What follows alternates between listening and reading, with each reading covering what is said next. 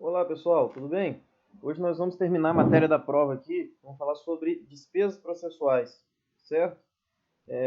Eu deixei o roteirinho para vocês, tanto no e-mail quanto no Classroom, tá? E hoje nós vamos aqui, o roteirinho é o 22, que é o último roteirinho da nossa prova, certo?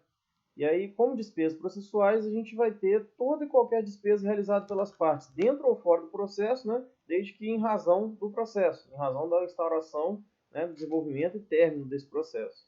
Beleza?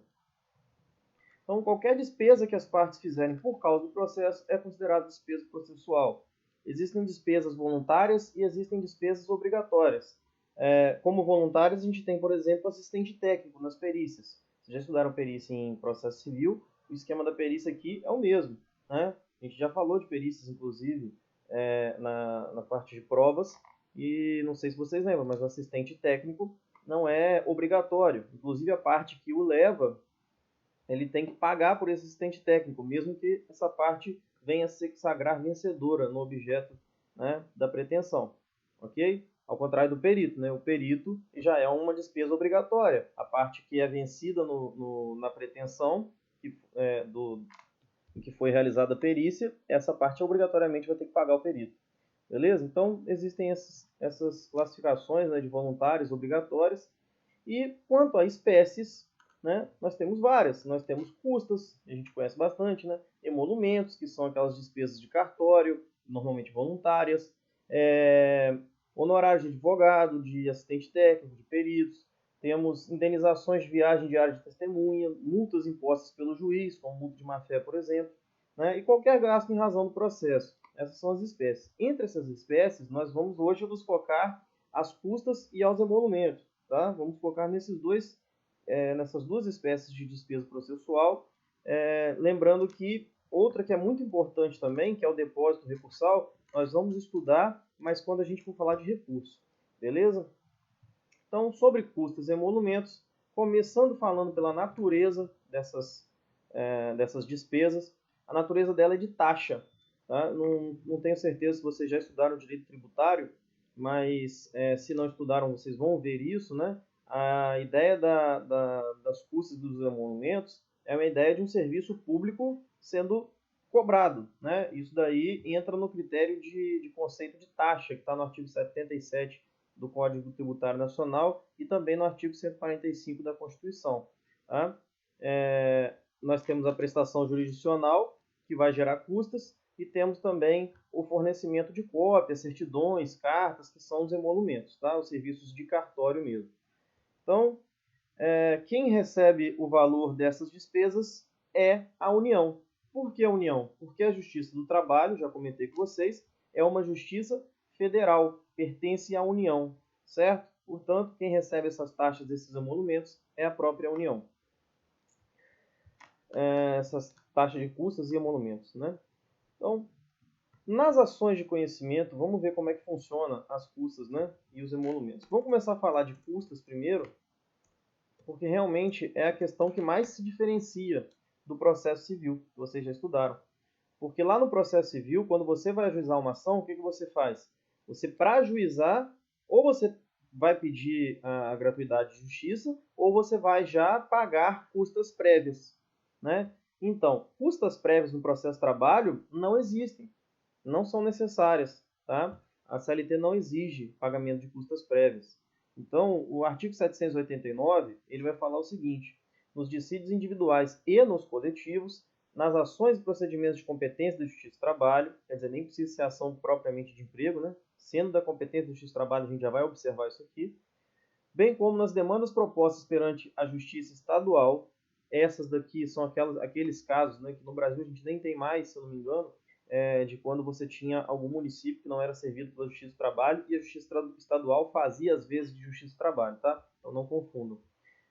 No exercício da jurisdição trabalhista, né, o complemento veio logo, as custas relativas ao processo de conhecimento incidirão à base de 2%. É o mesmo valor da Justiça Federal e é o mesmo valor do que costuma ser a porcentagem de custas dos estados. Tá? Então, as custas incidirão à base de 2%. observado o mínimo de R$ 10,64. Tá? Esse também é o mínimo da Justiça Federal. Significa que se o valor da causa for tão pequeno que 2% dele for menor do que 10,64, você vai pagar 10,64. Ele é o valor mínimo. Tá? E aqui uma inovação da reforma trabalhista. Não existia isso, mas eu achei bem bacana. O máximo. O teto máximo de pagamento de custas existe na Justiça Federal. Na Justiça do Trabalho não existia. Então você chegava a ter absurdos de ações milionárias que as custas também ficavam muito altas. Né? Uma coisa completamente surreal. Muito além da prestação jurisdicional em si. Então a gente teve uma mudança na reforma trabalhista que foi bem interessante, na minha opinião, que foi trazer um teto máximo, que já tem na Justiça Federal, e agora nós temos o nosso também. Neste caso, os tetos não são o mesmo valor, porém, a ideia foi colocar um teto na Justiça do Trabalho também, que também é uma Justiça Federal, né, para poder acompanhar essa ideia. E aí o teto é de máximo de 4 vezes o limite máximo dos benefícios do regime geral de previdência social. O que seria isso? Né? O teto seria 4 vezes o teto do INSS. Quer dizer, o máximo que você vai pagar de custos num processo trabalhista é 4 vezes o teto do INSS. O teto do INSS hoje está 6 mil e alguma coisinha. Então seria mais ou menos aí 24 mil e pouco. Né? Então ninguém no Justiça do Trabalho hoje vai pagar como custas mais do que 24 mil e pouquinho, que é 4 vezes esse teto do INSS de hoje. Beleza? E serão calculadas, né? Esses 2% vão incidir sobre o quê? Vão incidir, aqui nós vamos ter várias situações. Tá? Então, só relembrando, só formando um resumo aqui, né? Custas é 2%, beleza? Do valor, a gente vai ver do quê? Mas é 2%. Se esses 2% forem menores do que 10,64, pago 10,64. Se esses 2% forem maiores do que 4 vezes o teto INSS, eu pago 4 vezes o teto INSS. Beleza? Agora vamos lá. 2% sobre o que então? 1. Acompanhando aí os incisos do artigo 789. 1. Quando houver acordo ou condenação, sobre o valor do acordo ou da condenação.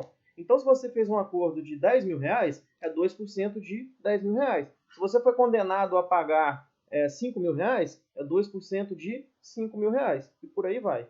Beleza? Então, o valor das custas é pago sobre o valor da condenação, quando houver condenação, ou sobre o valor do acordo, quando houver acordo.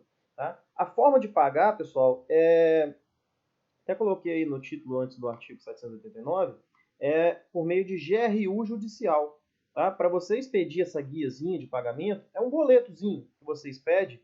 O próprio Tribunal Regional do Trabalho, a maioria dos tribunais, o TST, se não me engano, tem também, eles têm no próprio site, eles têm uma forma de você emitir. Então é bem autoexplicativo, não tem muito mistério não. Você vai lá, emite a guia de depósito, guia de recolhimento judicial, né? GRU judicial, que é Guia de Recolhimento da União, o nome, né? Por isso GRU. Judicial porque tem que ser cadastrado dessa maneira para o dinheiro, para saber para onde o dinheiro está indo, de onde está indo, certo? Então você baixa essa guiazinha no próprio site do TRT, no nosso caso o TRT do Espírito Santo tem, você baixa essa guiazinha no próprio site do TRT e complementa com o valor, né? Você vai calcular 2%, no nosso caso aqui desse item 1, 2% sobre o valor do acordo ou 2% sobre o valor da condenação, e aí você vai fazer esse pagamento no banco, beleza? Normalmente é Banco do Brasil ou Caixa Econômica, já que nós estamos falando de uma Justiça Federal, tá? Diferente do TJ, que costuma ser Banestes. Bom, continuando então. 2. Quando houver extinção do processo sem julgamento do mérito, significa que não teve nem acordo, nem condenação, né? Ou quando for totalmente improcedente o pedido, também não vai ter condenação, nem acordo, vai ser sobre o valor da causa que nós vamos calcular os 2%. Tá? Por isso que é importante você saber o valor da causa e é importante você impugnar o valor da causa, dependendo de que lado você esteja na ação, porque depois isso pode repercutir nas custas. Né? Se a ação é improcedente, não teve condenação, não teve acordo, então é 2% sobre o valor da causa. Certo? Esse valor da causa que é fixado pelo juiz logo antes de entrar para a instrução, lembra? Né? Resposta do réu, fixa o valor da causa, instrução. E pode ser discutido, né? Pode ser impugnado nas razões finais. Lembrem da Lei 554/70. Beleza? 3. No caso de procedência do pedido formulado em ação declaratória ou em ação constitutiva, quer dizer, ação declaratória ou ação constitutiva são ações que também não geram condenação em dinheiro, né? Então também vai ser sobre o valor da causa, esses 2%. Também vai ser calculado, as custas serão calculadas 2% do valor da causa. 4. Quando for indeterminado, sobre o que o juiz fixar.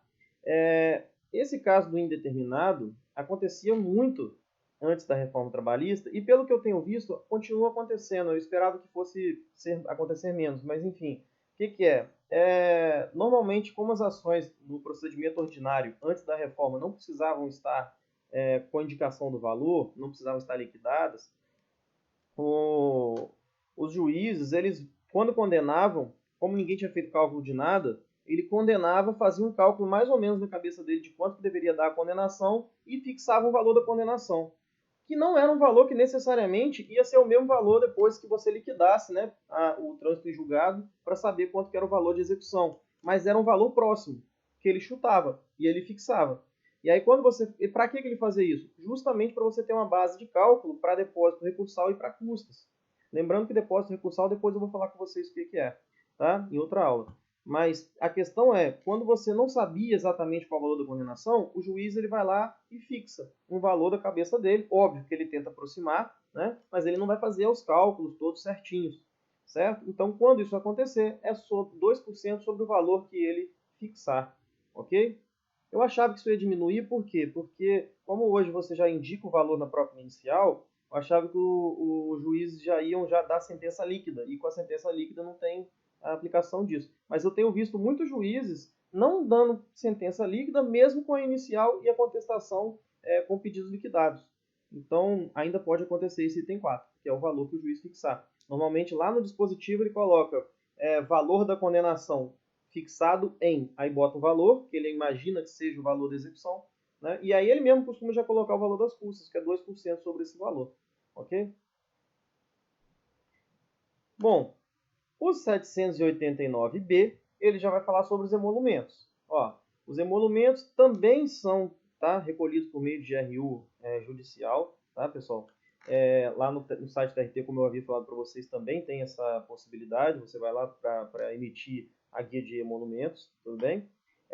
E eles têm valores fixos na lei, né? Tem uma tabela nesse artigo 789B. Os emolumentos são suportados pelo requerente nos valores fixados na seguinte tabela. 1. Autenticação de traslado de peças, né?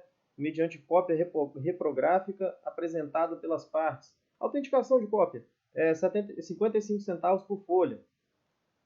Fotocópia de peças, 28 centavos por folha. Autenticação de peças, 55 centavos por folha, por aí vai. Você já vê que todos os emolumentos já têm os seus valores, ok? Então, por exemplo, você está precisando de uma certidão de objeto e pé do processo trabalhista, uma certidão que você vai pedir na própria vara do processo. Essa certidão, por folha, eles vão te cobrar R$ 5,53. Está aqui no inciso 5 do 789B, certo? Então, os emolumentos eles já têm valor fixo, então você não tem que se preocupar com porcentagem para poder fazer cálculos, ok? Bom, para quem não sabe, né, certidão de objeto e pé é uma certidão que meio que resume todo o processo para você poder utilizar essa certidão eventualmente ou em outro processo, ou em uma situação administrativa com banco, com contratos de empresas, enfim, certo? É meio que um resumão do processo. Tudo que aconteceu nele, valores, vem nessa certidão de objeto e pé. Bom, sobre a base de cálculo da condenação ilíquida e nas ações plurimas, então nós temos também aqui, né, as custas. No parágrafo 2º, a gente tem uma situação excepcional também. Vejam, parágrafo 2º. Não sendo líquida a condenação, o juízo arbitrará o valor e fixará o montante das custas processuais, como eu havia falado para vocês, né? Se não tiver liquidez nenhuma na condenação, ele vai chutar o valor e vai fixar de uma vez o montante das custas, né? 2% sobre o valor que ele arbitrou. E no caso das ações plurimas, lembre-se que ações plurimas são ações individuais que você faz um litisconsórcio ativo, né? Então, nesse litisconsórcio ativo, você vai pegar o valor global, vai juntar o valor de condenação de pedido de todo mundo, né? E aí você vai incidir o valor, os 2% sobre o valor global da condenação ou da causa, dependendo da situação em que acontecer a sentença. Aqui a súmula 36 do TST traz para a gente, ó, nas ações plurimas, as custas incidem sobre o respectivo valor global, seja de condenação, seja da causa. Ok? E quem é que tem que pagar custas e emolumentos? Né? Na verdade, o artigo 789, com relação às custas, ele já diz para a gente, no parágrafo 1º dele, quem é que tem que pagar custas. E o 789b, no próprio caput, ele já fala quem tem que pagar os emolumentos. Tá? Então, vamos começar com a seguinte frase, que eu quero que vocês lembrem. É idiota, mas ajuda a lembrar. Né? Custas paga quem perde. Emolumentos paga quem pede. Beleza? Então, gravem isso que vocês vão entender. Custas paga quem perde. Emolumentos paga quem pede. Porque as custas são o quê? São aquele valor que vai pagar a parte vencida. Então, se você fez uma ação e a outra parte perdeu, a outra parte tem que pagar as custas. Se você fez uma ação e você perdeu, você tem que pagar as custas. Tá? Agora, os emolumentos são pedidos que você pode fazer se quiser, não é obrigatório. Né? Agora, quem vai fazer o pedido é diretamente interessado na produção daquele ato. Então, o emolumento é diferente. Quem pediu, paga. Né? Por isso que o nome aqui, no artigo 789b, os emolumentos serão suportados pelo requerente. Não confundam com requerente autor, e sim requerente dos emolumentos. Então, se for o réu que pediu o emolumento, ele é o requerente do emolumento, ele paga. Se for o autor que pediu o emolumento, ele é o requerente do emolumento, ele paga. Certo? Ainda com relação às custas, a gente tem aqui o parágrafo 1º dizendo o seguinte, ó, as custas serão pagas pelo vencido, como eu disse, quem perde, após o trânsito em julgado da decisão. É aqui que a gente percebe que as custas no processo de trabalho são vistas de forma diferente do processo civil, porque, como eu disse, no processo civil você tem o adiantamento de custas, no processo de trabalho não. Né? No processo civil, você às vezes tem custas diferenciadas para cada recurso. No processo de trabalho, as custas são uma só. Né? Você calcula de uma vez só, na forma daqueles incisos que nós falamos anteriormente. Então, é bem diferente a questão das custas aqui no processo de trabalho. Né? E outra, você só tem que pagar custas depois do trânsito em julgado. Quem, professor? Quem perdeu, certo? Agora, se quem perdeu, mesmo que tenha perdido em parte, né? Aí a gente vai falar sobre recíproca daqui a pouquinho, mas se quem perdeu quiser recorrer, aí ele tem que pagar as custas para recorrer. Não vai esperar o trânsito em julgado. É como continua o parágrafo 1º aqui. No caso de recurso, as custas serão pagas e comprovado o recolhimento dentro do prazo recursal. Beleza? Então, se ninguém recorrer, trânsito em julgado, paga as custas. Se quiser recorrer, vai ter que pagar custas para recorrer. Beleza? E não é custas do recurso. Não são as custas do recurso. São custas do processo. Beleza? Não tem cálculo diferente de custo, tem nada de porte de remessa e retorno, tem nada disso. Beleza? É um valor só. É 2% sobre o valor da condenação, sobre o valor do acordo, sobre o valor da causa, conforme a gente já conversou anteriormente. Beleza? Perfeito. E aqui eu tenho até uma curiosidade para vocês. A súmula 53 do TST, ela fala: o prazo para pagamento das custas, no caso de recurso, é contado da intimação do cálculo. Essa intimação do cálculo, ela acontece normalmente, para quem vai recorrer, pela própria sentença. Por isso que as sentenças elas já têm o valor da condenação e o valor das custas. Né? Ou então, ela se remete ao valor da causa para dizer qual é o valor das custas. Já te intima para você pagar. Transitou em julgado, você já foi intimado, pague. Certo? Agora, com relação a recurso, né, é contado da intimação do cálculo, ou seja, a sentença já te disse qual é o valor das custas, você já está intimado do cálculo, então para recorrer você já usa o valor que está na sentença. Tá? Alguns juízes preferem mandar para a contadoria, faz a sentença e manda para a contadoria fazer já a liquidação, e aí com base nessa liquidação ele vai arbitrar o valor das custas.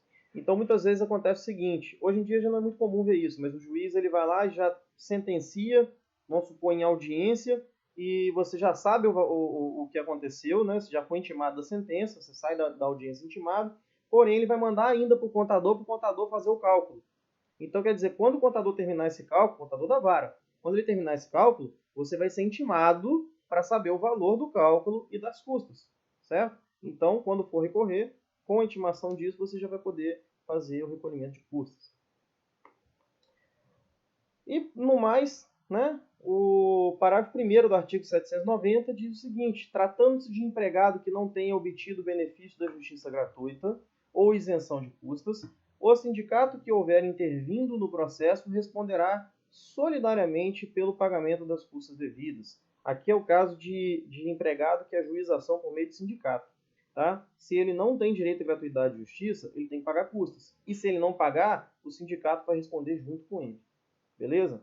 E se ele não tem gratuidade de justiça, é porque ele é sindicalizado. Por isso que o sindicato está ajudando. Ou se ele não é sindicalizado, é porque o sindicato foi contratado para a ação. Então o sindicato ele já entra sabendo que se essa pessoa não pagar as custas, pode sobrar para ele, sindicato.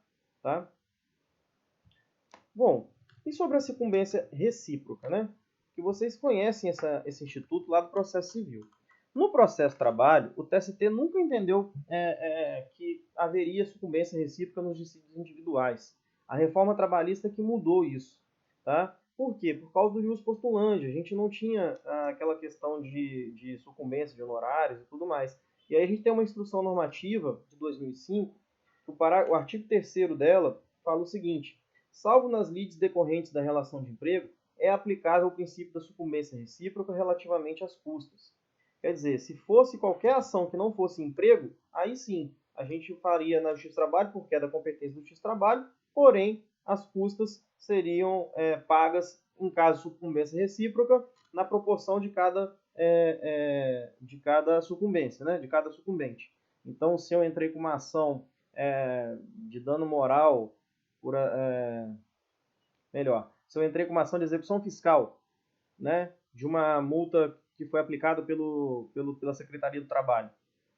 E aí, ambas as partes, tanto a União como o exequente, quanto o executado foram sucumbentes, cada um, na medida da sua sucumbência, vai pagar parte das custas.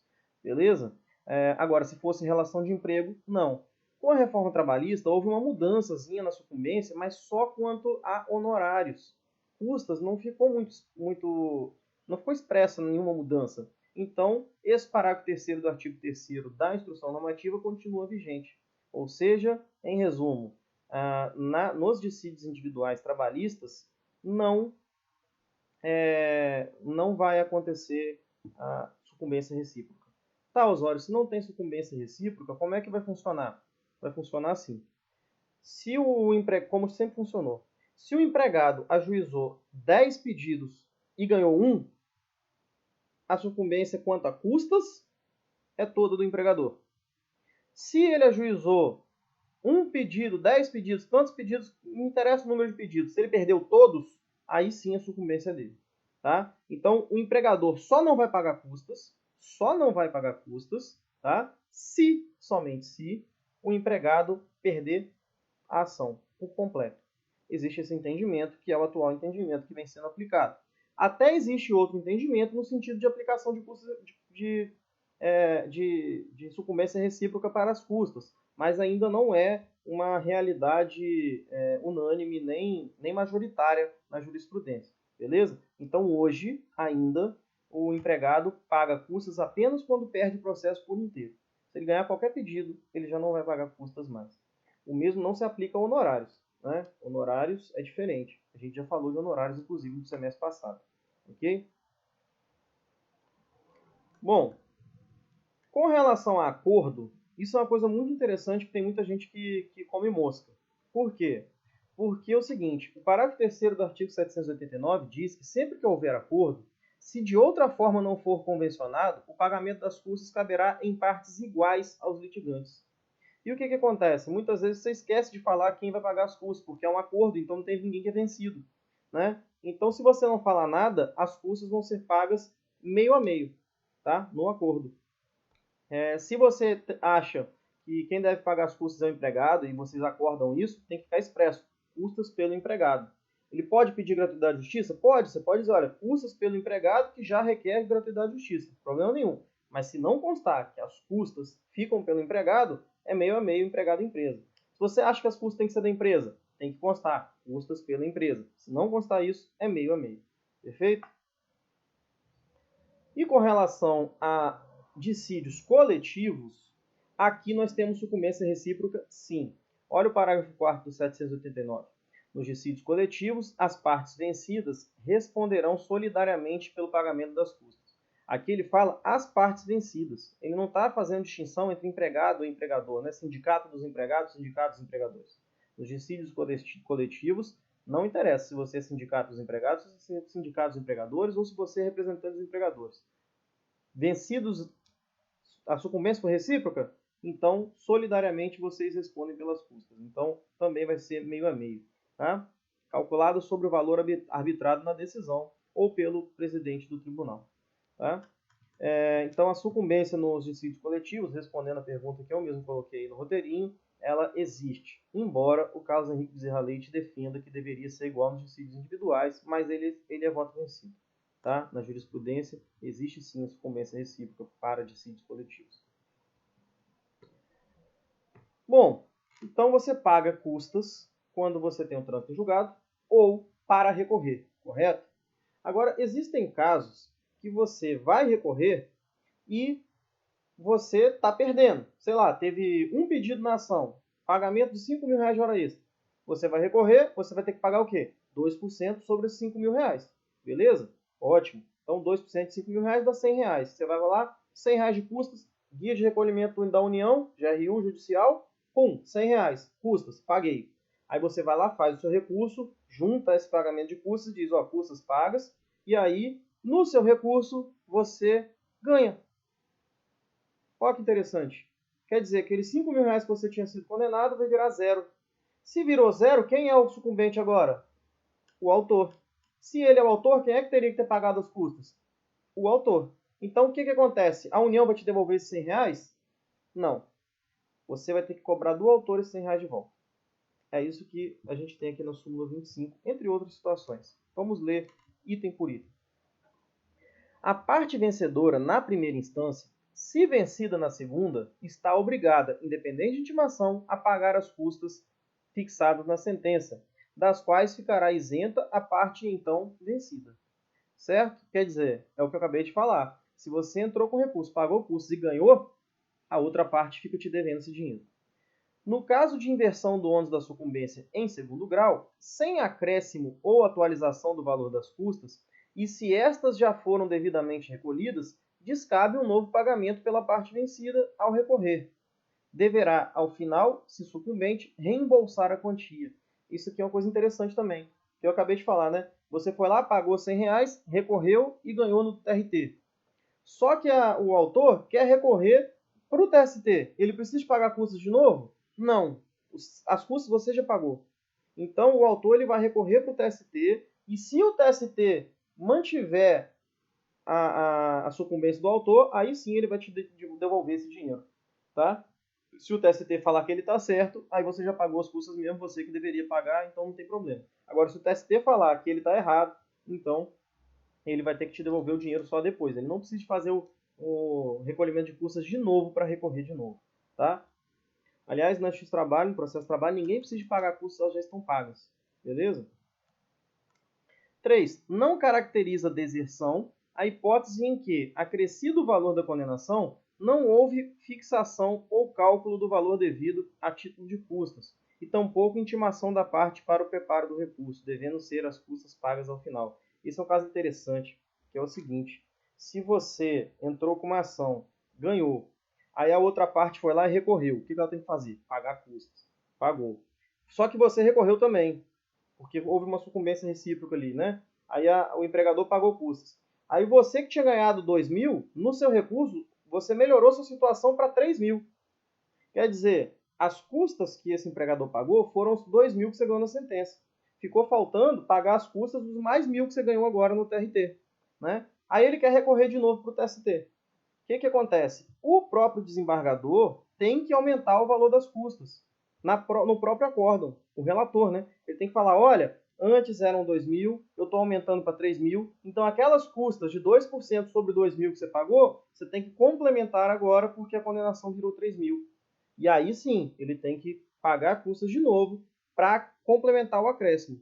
Agora, se não houver essa intimação, ele não precisa fazer esse complemento. Ele vai fazer só depois de transitar no julgado. É isso que esse item 3 está falando. Por isso que o relator tem que ficar atento para ele poder, já no acórdão, né, no voto que vai ser o relatório do acórdão, ele já tem que mostrar que houve, né, um acréscimo no valor das custas. E tem que intimar a parte, caso ela queira recorrer, para ela já pagar o que veio a mais de custos. Tudo bem? Por fim, 4. O reembolso das custas à parte vencedora faz-se necessário mesmo na hipótese em que a parte vencida for pessoa isenta do seu pagamento. Isso é uma coisa interessante também, que é o seguinte: o que acontece, como eu falei para vocês, né? Você foi lá, perdeu a ação na sentença, recorreu e ganhou a ação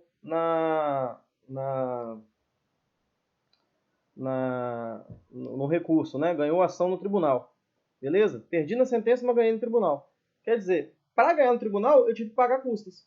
Né? E vamos supor que você ganhou essa ação, por exemplo, da União, numa ação de execução fiscal. Você fez um embargo de execução fiscal, e aí você em sentença perdeu, mas aí no agravo que você fez de petição para o TRT, você conseguiu, né? E aí extinguiu a execução fiscal. Quer dizer, as custas que você pagou para fazer aquele agravo de petição, você vai ter que receber de volta. Só tem um problema. A União é isenta de pagamento de custas. Aí é isso que esse item 4 está falando. Mesmo ela sendo isenta, não tem problema. Se houve troca de sucumbência, ela tem que te devolver o dinheiro que você pagou. Certo? A gente vai falar daqui a pouquinho dos casos de isenção. Vale para todos os casos de isenção que estão nesse artigo 790-A. Eu já vou até adiantar para vocês. São a União, Estados e Municípios, né, suas autarquias e fundações. Beleza? 790-A, parágrafo único.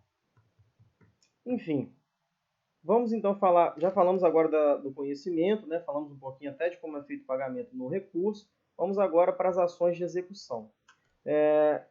Uma coisa bem curiosa e bem diferente do processo civil também vai acontecer aqui, que é o seguinte: na execução trabalhista, as custas sempre, sem exceção nenhuma, sempre serão pelo executado.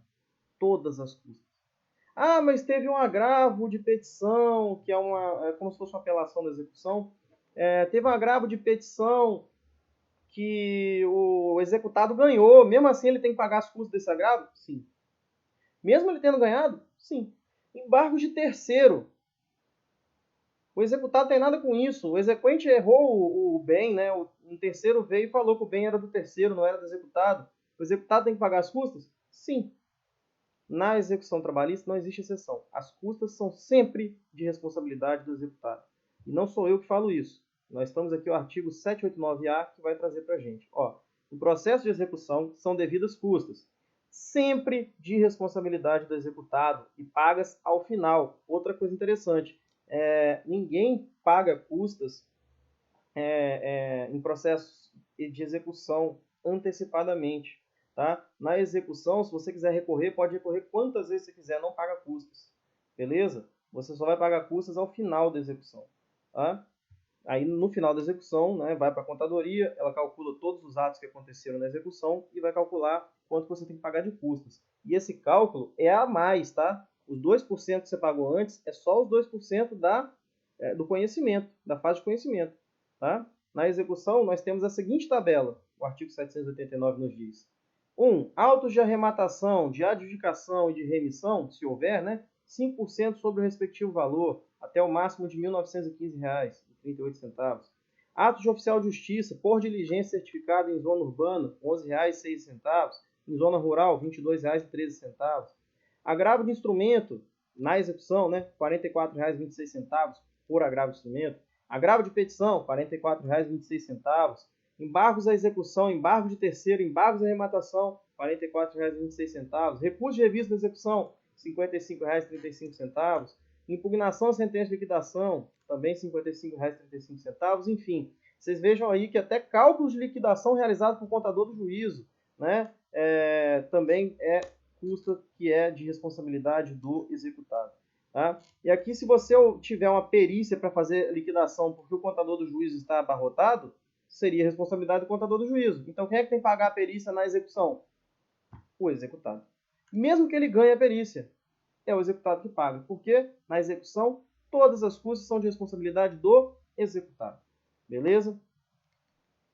Por fim, para a gente finalizar essa aulinha, vamos falar sobre assistência judicial. Vamos falar sobre isenção de pagamento de custas. Quem são os isentos do pagamento de custas? São isentos do pagamento de custas aqueles que têm assistência judiciária gratuita. Beleza? Na verdade, por quê? Porque aqueles que têm assistência judiciária gratuita têm gratuidade de justiça. Então, quem tem a gratuidade de justiça vai ser isento. A pessoa que se enquadrar nos termos da lei, né, mediante declaração, na forma do CPC. Inclusive, coisa interessante, saiu um informativo do TST semana passada, se eu não me engano, que o TST decidiu que a mera declaração de pessoa física já é o bastante para constar que a pessoa tem direito à gratuidade de justiça. Aquela declaração sobre as penas da lei que está no Código de Processo Civil. Isso não é incompatível com a CLT, mesmo depois da reforma. Tá? Eu já defendia isso, embora a gente visse, né, vozes em contrário, mas agora o TST meio que já deu uma uniformizada nisso, beleza?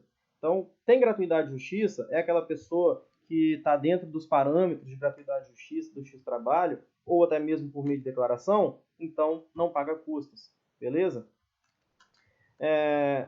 Os empregadores, pessoa física também, Osório? Sim, pessoa física também vale, né? Até o empregador, pessoa jurídica, também tem direito à gratuidade de justiça. Tá? A diferença é que o empregador, pessoa física, ele, por meio de mera declaração, já resolve, né, a situação dele, porque a mera declaração já presume a pobreza dele. Até coloquei para vocês a súmula 16 do TRT da nossa região aqui, né, do Espírito Santo, que ele diz: conceder-se-á o benefício da assistência judiciária gratuita ao empregador pessoa física que declarar, sob as penas da lei, não possuir recursos para o pagamento das custas do depósito recursal. Quer dizer, a mera declaração, como ele é pessoa física, está valendo, mesmo que ele seja empregador.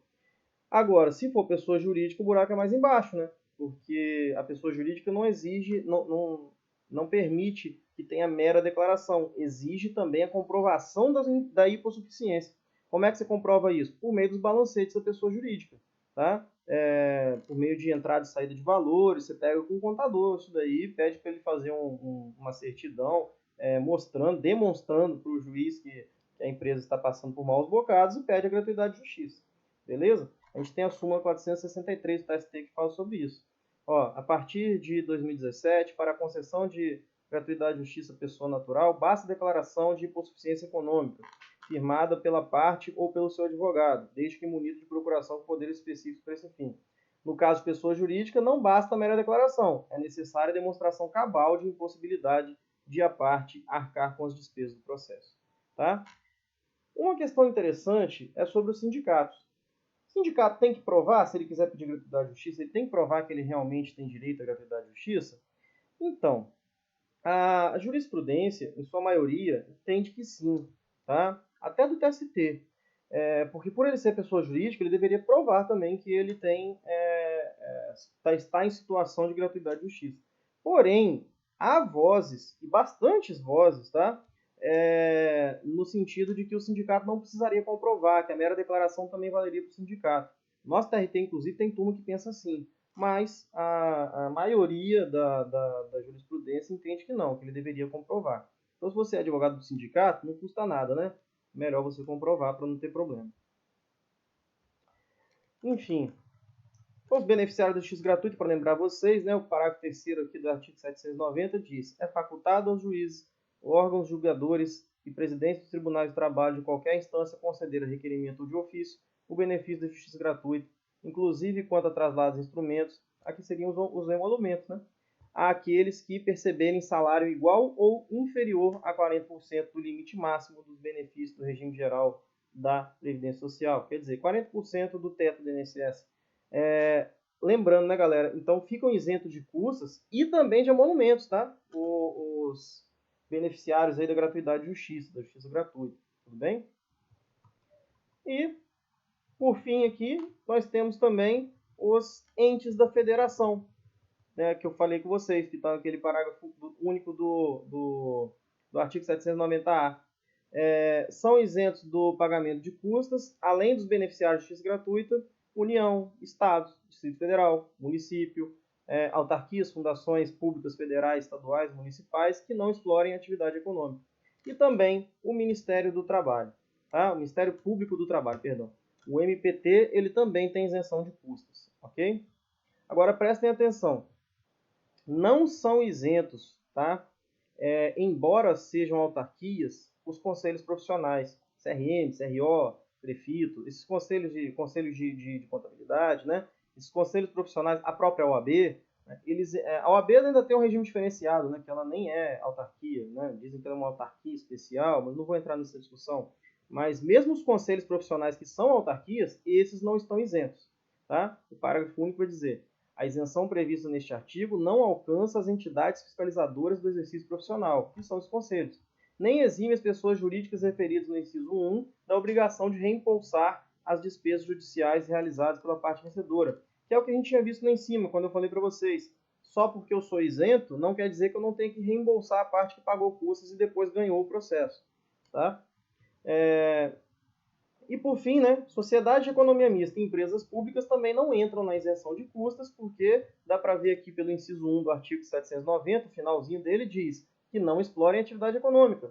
Empresas públicas e sociedade de economia mista exploram atividade econômica, portanto, a gente tem até uma súmula do TST dizendo que eles não estão isentos. Ó, os privilégios e isenções, a súmula 170. Os privilégios e isenções no foro da Justiça do Trabalho não abrangem a sociedade de economia mista, ainda que gozassem desses benefícios anteriormente ao decreto 779 de 69. Beleza? Então, essas pessoas elas não são abrangidas pela isenção de custas. Perfeito? Com isso, a gente termina a nossa aulinha de custas e a matéria da prova 1, certo? A partir da semana que vem, eu já vou começar com vocês o próximo roteiro, que vai ser já a parte recursal. Beleza? Vamos falar de recurso, parte geral, para depois a gente entrar em recursos em espécie. Grande abraço, galera. Valeu!